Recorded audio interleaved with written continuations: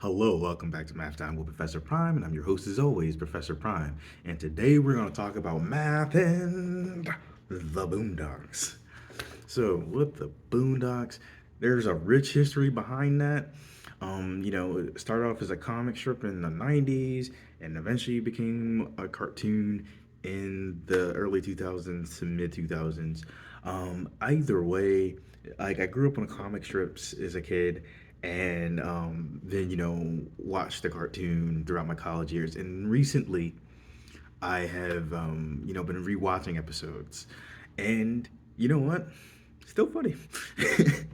So, in any case, what I'm going to do in this video is I'm going to talk about how math is used in the Boondocks in various ways, right? And the idea being is I'm going to cover a decent amount, and please feel free to add to the conversation because that's kind of the point of these things, as well as me getting to talk about things I enjoy too. So, in any case, right, I'm going to talk about how math is used in the comic strip and in the show itself, in the comedy, the animation, voice acting, stuff like that. And I'm gonna have fun doing it, and I'll talk about my experiences with the Boondocks as well. Um, before we get into it though, keep in mind that there might be spoilers ahead. I'm going to choose to not hold back. So if you're okay with spoilers for either the comic strip or the show, then I get that and you can avoid this. But if you don't care, or you've already seen or read the Boondocks in some form of capacity, then we're good. Either way, let's get into it. And remember, there are potential spoilers ahead. Okay? So, with the Boondocks, like I said, it started as a comic strip. And to start, right, there's math in that, right? There's math in actually drawing the characters, right, and putting them within the panel, math in the speech bubbles, thought bubbles, math in the production schedule, and getting everything out, right? Because it was a daily comic, and the idea is like there's math in that, right? There's math in the shape of the characters, their design, their different features, math in the ratios and proportions and all that good stuff. So it's like you can't really get around with that. Math and how that's placed into, a newspaper or math and how it's depicted online. However you cut it, right? There's math in that, and there's math in the humor, right? Because like there's a basic setup for a joke, right? You got the setup plus the punchline, and that equals the joke. And you can be subversive or you can play with that formula. But the idea is like whether you're dealing with it in the spoken word or the written word or through visual means, right? There's math in that, math in the timing, math in the delivery, and so that's a few things about the comics because comics are something that are inherently mathematical, like getting across so many different things, and it's fascinating to me because right, you're dealing with shapes and you're dealing in some cases with like a movement or that illusion of movement. And when you're dealing with shapes and like movement, there are things that are inherently mathematical, and you can play around with the line work. You can play around with the inking and the colors, and all of it tell the tale. All of it is mathematical. And if we move on to the show, like I'd argue that you could take everything I just said and like expand it, because there you're dealing again with like the characters, right? You're dealing with buildings, you're dealing with all these different shapes, and dealing with not only math and the geometry of those shapes, but the ratios, proportions of the character, the scaling. You're dealing with that humor and getting depicted in different ways. And with the show, you have that voice acting component, and so you're dealing with math in that regard too, because you have these characters speaking at different volumes, pacing themselves with how they get across certain words, inflecting here or inflecting there, playing around with the pitch, playing around with the tone, playing around with just everything, right? And the breathing, the timing, you name it. There's math in it. And speaking of the vocal performances, it's top tier. And I think that's cool, right? There's so many people got started on the Boondocks, and the main cast is pretty reliable. So if you're a fan of the Boondocks, you probably know a thing or two about the voice actors. Either way, you have Regina King voicing both Huey Freeman and Riley Freeman. I think she does a phenomenal job because she's able to me indicate that these are two people who are related, right? There are similarities that you can detect in how they sound, but at the same time, there are differences, and there's definitely differences with how they speak, if that makes sense, right?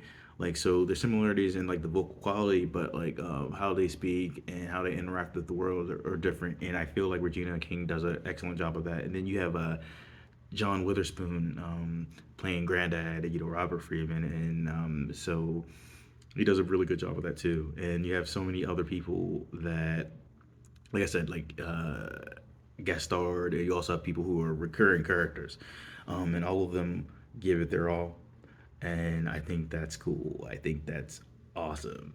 And speaking of some recurring characters, you have like the original Ed Wunsler, played by Ed Asner, and then you have Ed Wunsler the third, played by Charlie Murphy, man. Like, and then Jen Rummy, played by Samuel L. Jackson. And you know what? They always have fun, and that's awesome. And then you have a bunch of other people, like I said, just giving it their all. Adam West was in an episode, and that's awesome. Exhibit and Ghostface Killer, like both of them play themselves. But you also have like other rappers like Snoop Dogg and Busta Rhymes that have appeared in there too. And just like I said, like a lot of different people giving it their all. So back to the math, right? Not only is there math in like drawing the characters and like their designs and like I said, the scaling and ratio proportions and all that, but math in the voice acting, like we just talked about. There's also math in the music that we see throughout the episode, the music that we see in the opening, and the music that we see in the ending, right? There's math in how that music is composed, math in playing around with sound, frequency, tone, amplitude, you name it, right? The volume which we hear things come in at, the way it's used, different motifs that show up. If we think about the opening, for instance, right? Not only is there math in the music and all the ways that I said and more, but there's math in choosing the images and having everything sync up with that music. There's math in that iconic track, and making it work, and the math in how long it lasts. And not only is there math in the way it sounds and it being something that is iconic, there's math in how it functions in the episode, right? It's something that'll get you amped up from the start, right? But it's also something that will take up time in an episode, right? Because we look at something like Boondocks, right? It's 22 minutes or so, right? And you have that half an hour, and some of that's going to be filled with commercials. But within that 22 minutes, you have an opening, you have an ending, and so there's math in determining how long those things are and what they should be getting across. And for me, I think like the opening is like very smooth and very deliberate, and then the ending is kind of like quietish, kind of calms things down. But no matter how you cut it, right, there's math in that. Math in how like the sound is used throughout anyway, right? And to the animation as a whole, not only is there like math in the artwork that's involved, but there's math in the storyboarding, math in getting like the music to sync up with the animation, math in having the voice acting sync up with animation. And it's something that's very anime style, very like anime inspired, and I feel like that's shown like throughout the fight scenes. Because if you've seen the Boondocks and you've watched enough episodes, you'll know that there are some fight scenes, and some of them are just freaking amazing. Notably the ones between like Huey and Riley, but also there's like Huey versus Bushido Brown, Bushido Brown versus anyone really. But there's math and how all that works, how it functions and flows, and how movement is depicted throughout the series. Getting that across, like the line work, getting speed across. There's also like math in the editing, going from one scene to another. Math in those transitions, but not only that. Math in getting certain themes across, right? Math in like changing certain colors or splitting the screen and the timing that takes, right? There's math in just every conceivable part of the animation. Math in how much money it made, how much money it was taking. Math in any ratings involved. The Boondocks did not shy away from controversy, and so there's math in how that all impacts the bottom line.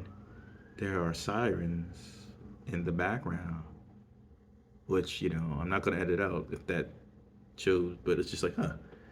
Anyway, So with the Boondocks, like I said, it didn't shy away from controversy. It didn't shy away from politics. And there's a lot of eyes on it. But you know how that goes too, right? Because you'll have some people who might find it too controversial, and they're like, oh, maybe we pull it, maybe we pull that, and that impacts things, right? But some other people like will benefit from that either through like people supporting a cause, which again, I feel like that's something that's inherently mathematical. You're getting more people to your cause or that cause, and like I can go in either direction. People who are really against it or people who are really for it, and how that impacts money in production and all that stuff. But that's a whole other story for another day. But my whole point is like there are ways that you wouldn't think that the math is involved, but it's there because math is everywhere and it's in everything. And back to the animation as a whole, it is so smooth, so crisp, and I think like for me, perhaps my favorite episode is one during season three, right? Um, where it was a kickball episode, and it's just like I said, there was a lot of things in the Boondocks where it's very anime inspired, and it very much feels like an anime. And I feel like there was so much in that show, um, in that particular episode, where it kind of called back to that, and I think that was really cool. Um, but sorry, there was some other things that I wanted to talk about though. So yeah, there's math in everything that I was talking about across the board, and I think that's really cool. And there's so many other ways in which math is involved. And one of the things is just the structure of the show. You got an A plot, a B plot, and all that stuff. You have the way comedy is used throughout it, but on that larger level, it's like, well, how long are the episodes, right? Like in this case, like 22 minutes, right?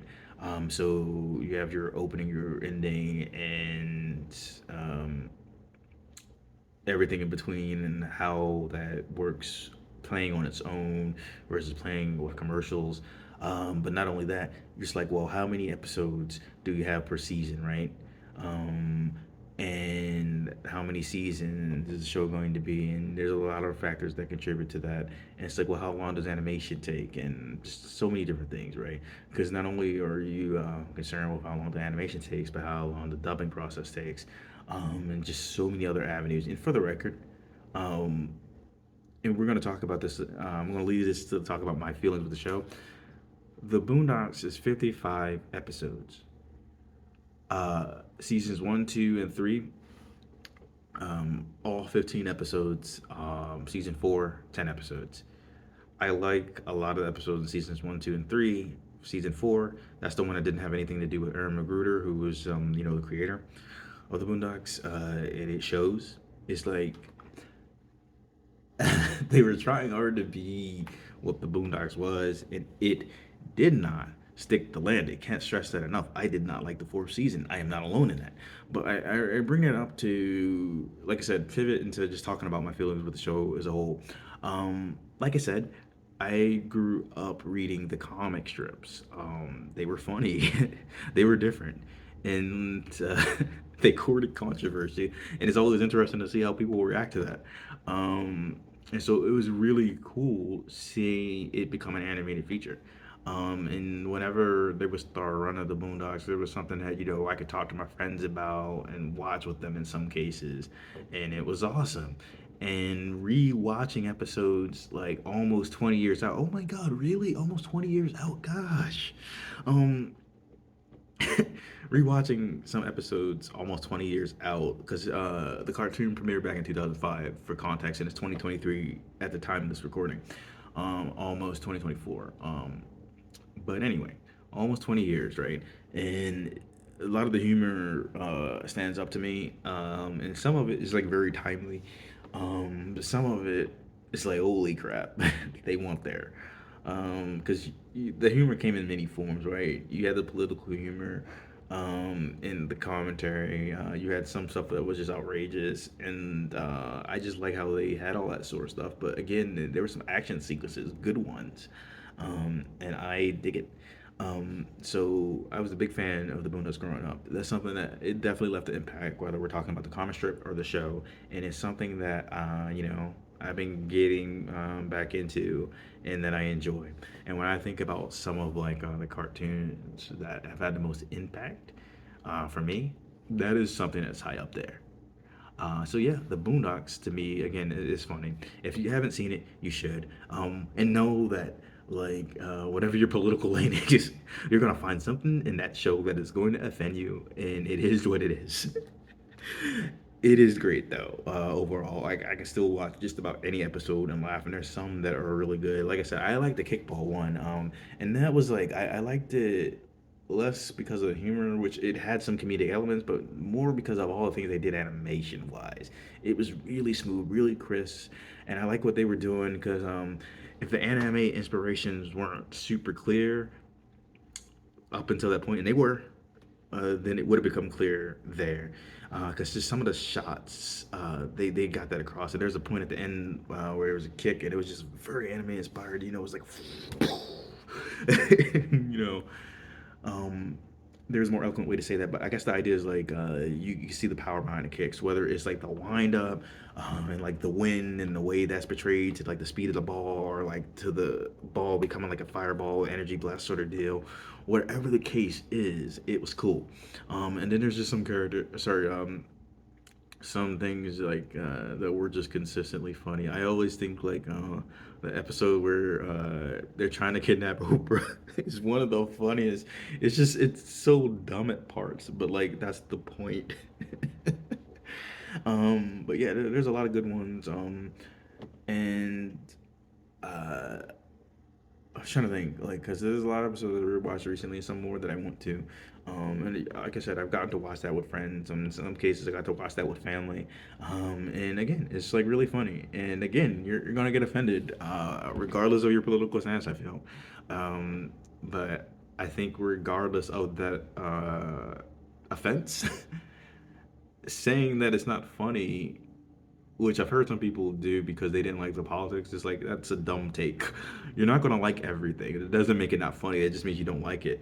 Um, and I think there's a difference between saying a joke isn't funny to saying a whole like series isn't funny. I mean, you could also say that that is a subjective take, but I'm going to maintain that saying the whole series is dumb because you don't like that it's controversial or political is a dumb take. But I'm coming from a perspective that like I like the show and I have found things in it that like joke wise I think didn't land or that I did find offensive, and I'm still saying that I find it a funny show overall. But I don't want to go that down that road for too long because that's not the point of this video. I just wanted to point out that like there are a lot of shows out there that are controversial. The Boondocks is definitely no like exception. And I think it is worth a watch if you haven't watched it, and it's worth a rewatch if you have. Either way, regardless of how I think about it, or regardless of how you think about it, it is an important part of animation history and just comics in general. So yeah, the Boondocks. I like it, and I think it rocks. Have a good one. I'll see you in the future.